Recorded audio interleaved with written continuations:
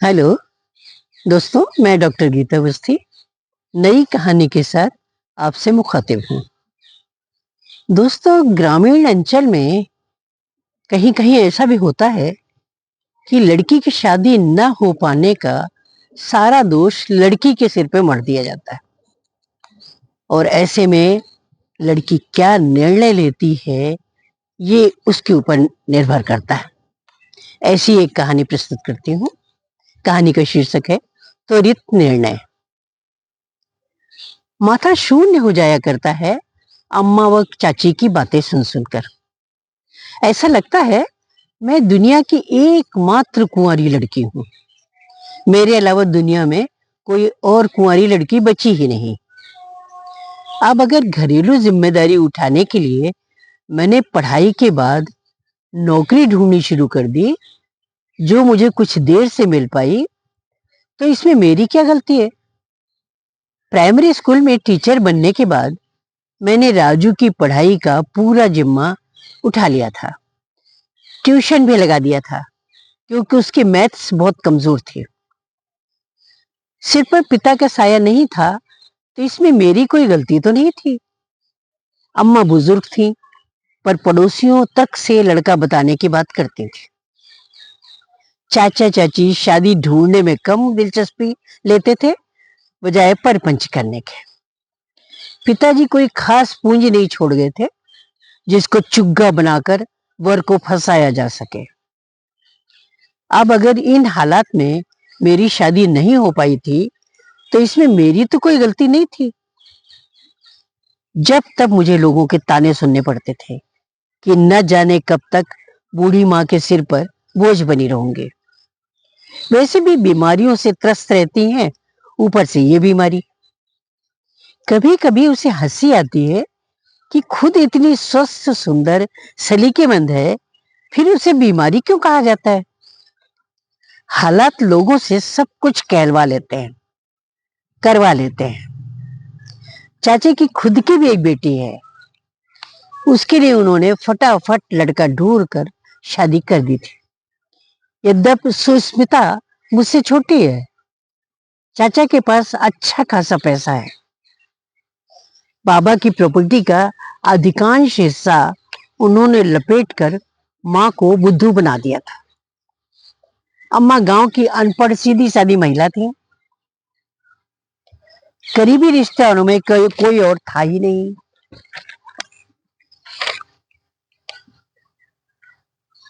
जो बोल पाता। मैं खुद भी छोटी थी जब बाबूजी छोड़कर गए।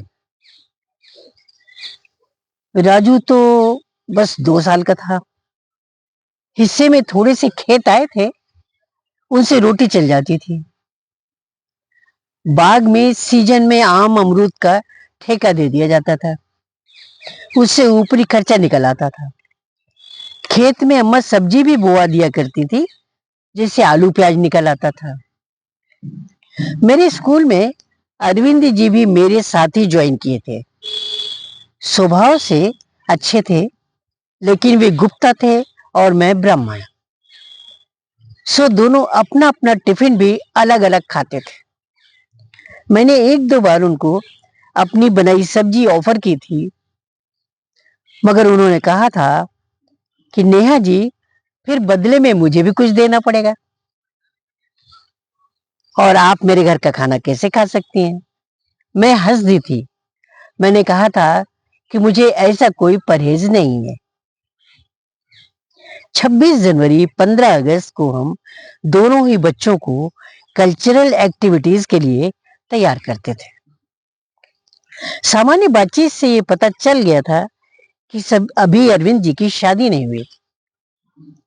उनका एक भाई है और माँ पिताजी हैं। भाई छोटा है, पिता रिटायर्ड टीचर हैं, वो माँ सामान्य गृहिणी है।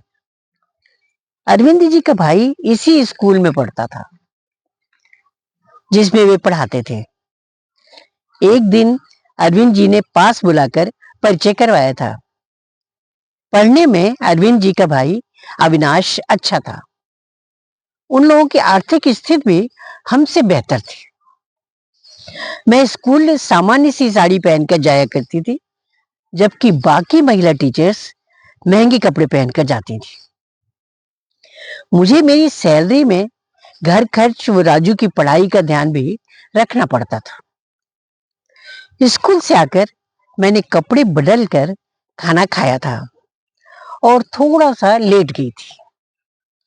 अम्मा सिरहाने आकर बैठ गई थी। वो मेरा माथा सहलाते हुए बोली थी, बिटिया, मैं जानती हूं तुम कितना थक जाती हो। घर बाहर दोनों जगह समेटना कितना कठिन हो जाता है। बर्तन वाली भी लगाऊंगी तो अच्छा खासा पैसा ले लेगी। चलो, घर तो चल ही रहा है, लेकिन अगर तुम्हारी शादी तय भी हो जाए तो शादी का दहेज और बाकी खर्चे हम कहां से लाएंगे? अगर खेत बेच देंगे तो बाकी जिंदगी कैसे चलेगी? बगीचा बेचना पड़ेगा। ऊपरी खर्चा जो निकलता है वो बंद हो जाएगा। तुमको शादी के लिए हम सुनाते रहते हैं, लेकिन तुम्हारे जाते ही घर का ऊपरी खर्च बंद हो जाएगा। राजू की फीस, किताबें, उन सब का क्या होगा? मैं उठकर बैठ गई थी। मैंने अम्मा का हाथ अपने हाथ में लेकर कहा था, परेशान मत होइए अम्मा, अभी मैं 28 की ही तो हूं, 50 की तो नहीं हो गई। जब शादी होनी होगी हो जाएगी। भगवान जो करेगा अच्छा ही करेगा। अम्मा उठकर चली गई थी। 1 महीने बाद चाची की बहन आई थी। अम्मा से मिलने भी आई थी। स्वाभाविक था कि फिर से मेरी शादी वाला चैप्टर खुल गया था। उन्होंने बताया था कि उनके चचेरे देवर की पत्नी 6 माह पूर्व ही स्वर्ग से धार गई हैं। एक बच्चा है 8 साल का। देवर का बिजनेस है, अच्छा कमाते हैं। उम्र लगभग 45 साल की है। अपनी नेहा तो वैसे भी सुंदर है, पसंद आ ही जाएगी। नौकरी करती रहेगी तो तुम लोगों का खर्चा भी चलता रहेगा। अम्मा ने मुझसे बात की थी। मैंने कहा था कि जैसा ठीक समझो वैसा कर लो।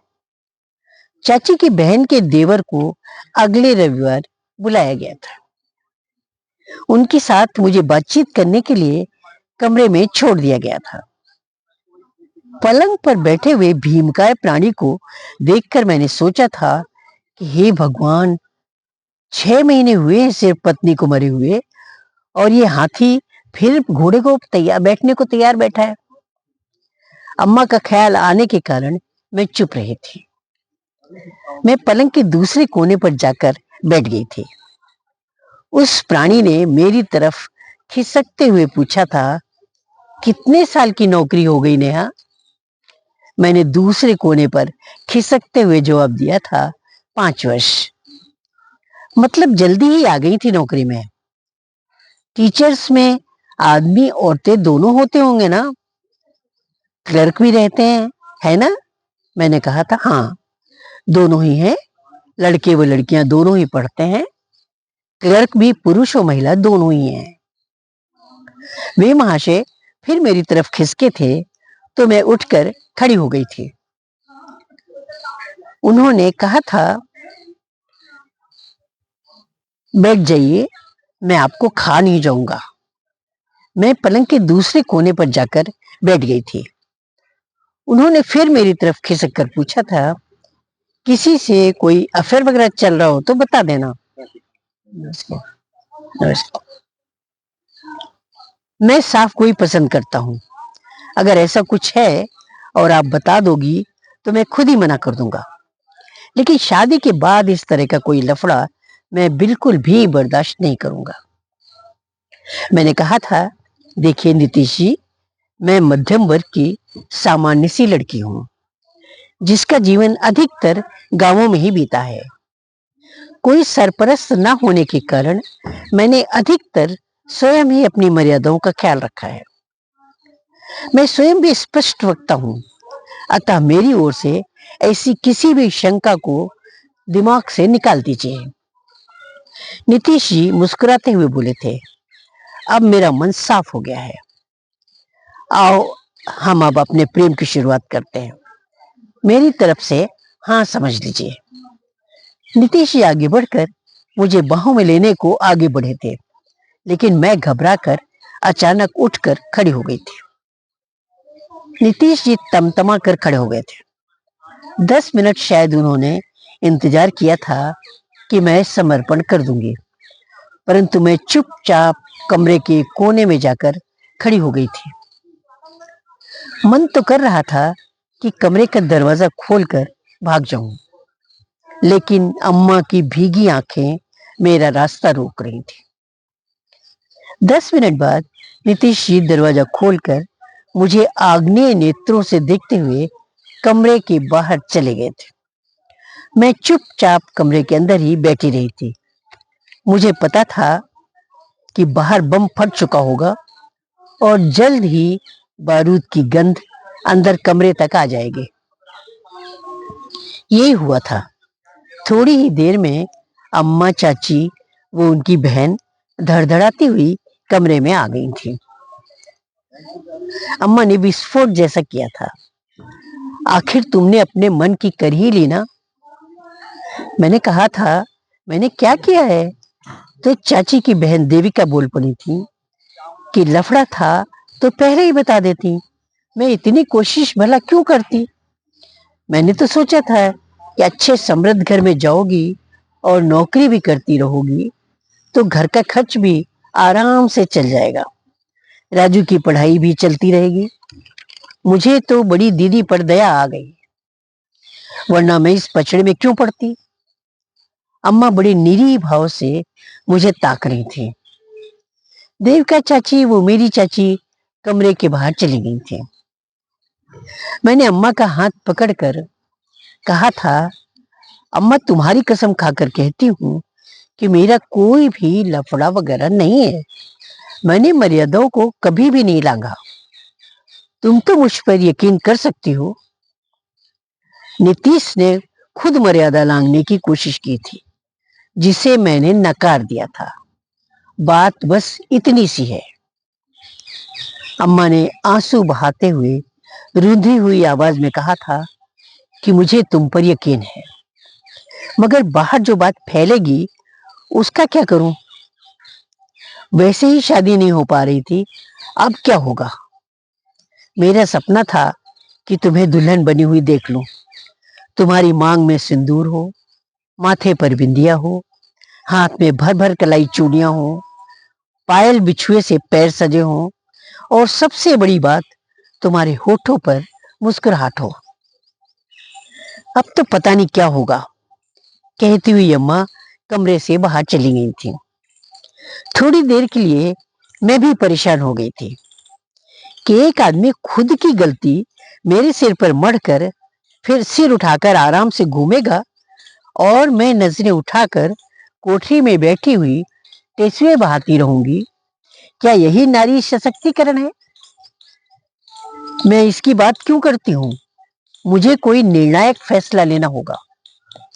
मैंने आंसू पोंछकर बाहर निकलकर घर का काम शुरू कर दिया था। देखते दिखाने के चक्कर में मैंने आज की छुट्टी ले रखी थी। अगले दिन मैं स्कूल गई थी। लंच में मैं बहुत उदास थी। वो टिफिन खोला भी नहीं था।